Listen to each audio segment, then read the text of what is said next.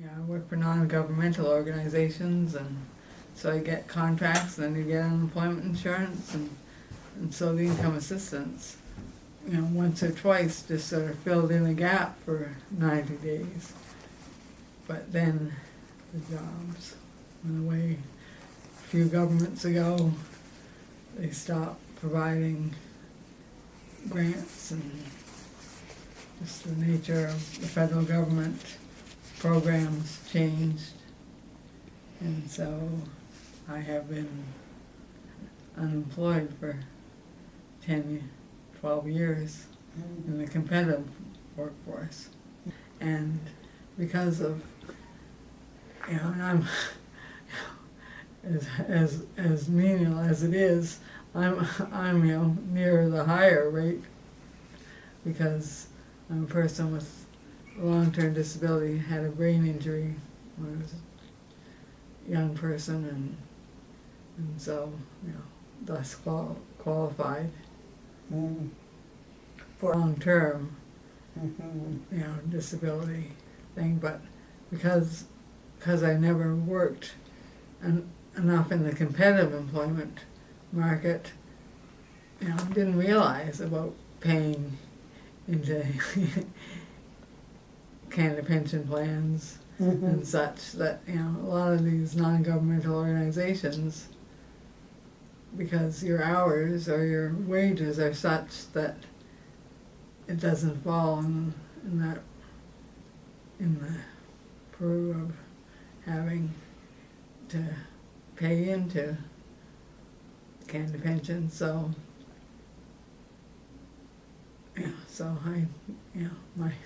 my Canada pension is $26.33, because that's my return of contributions.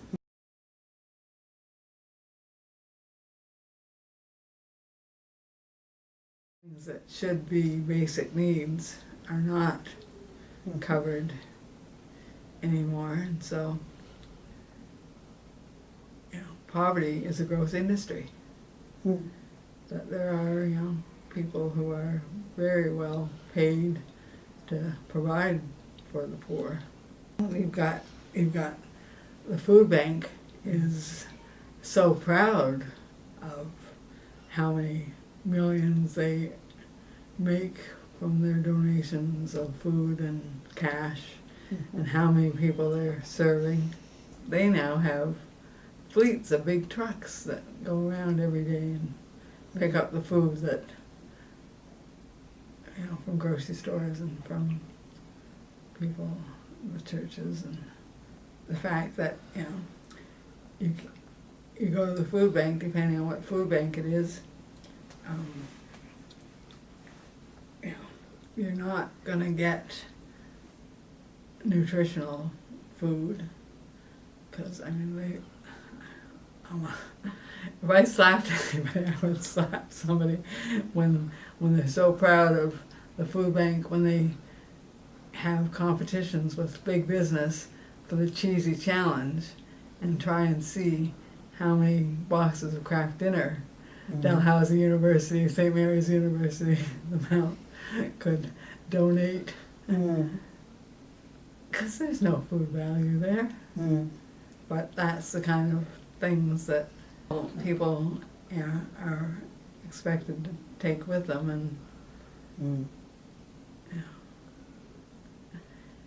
and rare occasions that there's fresh fruit or vegetables at a food bank, and all those dented cans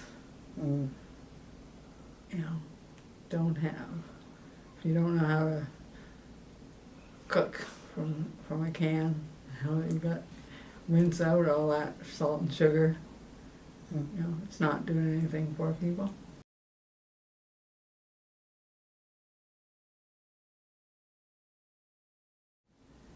By having a basic, livable income for everybody. At opposite ends of the spectrum, we do it for children and we do it for seniors. So the technology is there. Governments know how to do it. So revamping our tax system so that everybody had enough. And then, good for you to go work in the competitive employment market. Because as it stands, people who are on the provincial income assistance as a person with a disability, if, God forbid, that you could get a job that, and some people with appropriate supports, can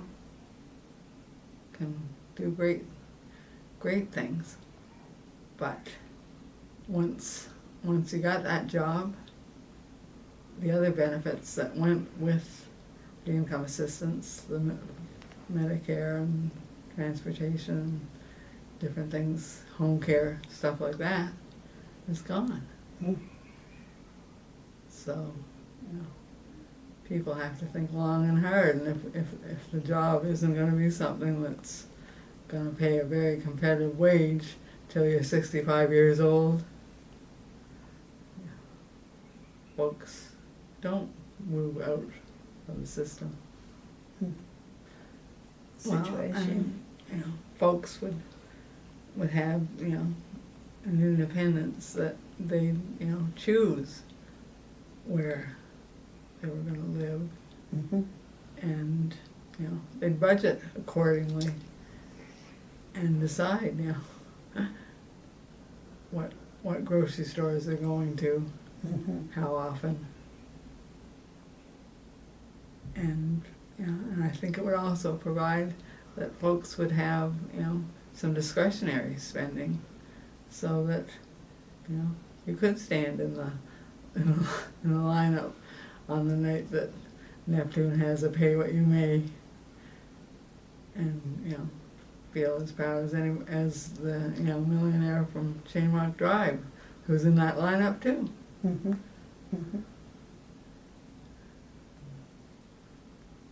So I think we'll give people some independence. I mean, education too. Like there's, adult education opportunities and such that like that $60 that you pay for 10 weeks to take a course, isn't in everyone's means. But just think of how I've done it, and so I think of how much that has enriched my life.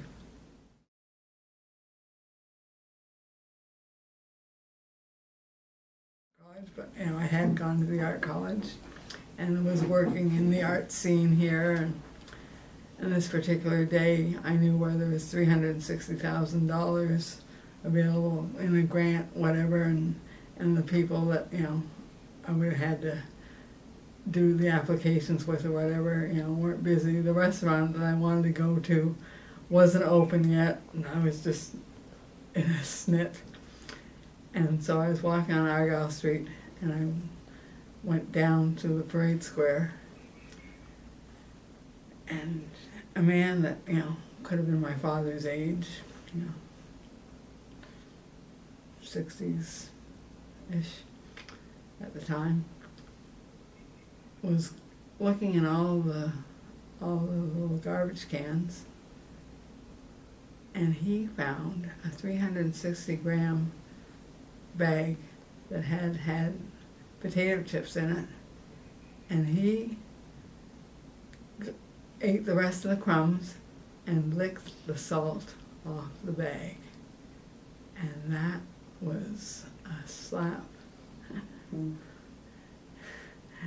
right across my face. I'm just like, you selfish little prig. What what are you doing when there are people,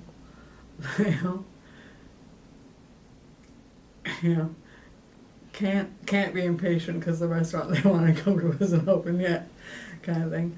So from there, I went looking to see, what does society do about these folks? And so from there, I found the Turning Point Center and Brunswick Street Mission and different places and got to meet some folks that were in, live that desperate state every day. And so that's then started my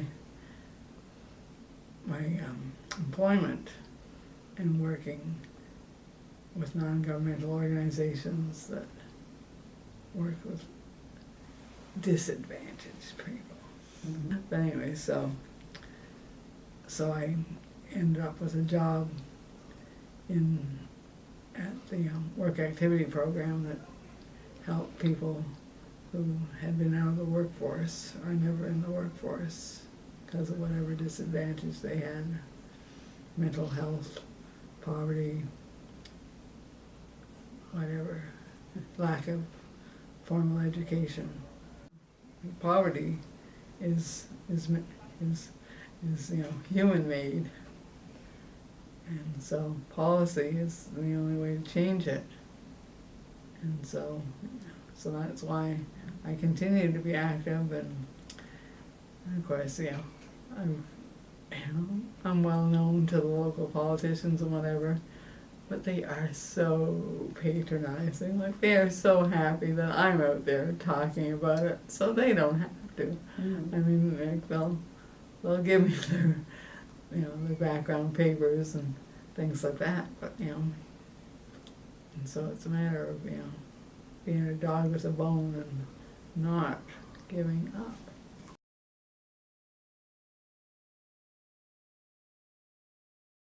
If you don't have the income to just go to the grocery store and choose, even like families that are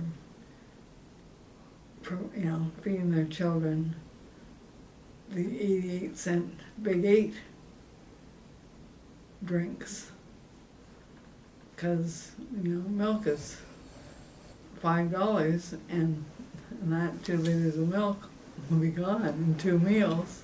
Mm-hmm. Where for that same money you're buying 10 liters of pop, and it satisfies. And it's not doing anything for children's nutrition or Mm-hmm. teeth. Mm-hmm. But so that's it. Like having the income to buy nutritious food, would help. Right from the get-go, from free. I love to say that Tim Hortons is one of the patron saints of poverty, and that the food bank is their broker, Mm-hmm. because every drop-in that transient and low-income people go to, what's the first thing they see? A big bin just full of all the day-old important food. Mm-hmm. Like the people that can afford it, that wouldn't eat that stuff to save their life, but we give it to the poor. Mm-hmm. Mm-hmm.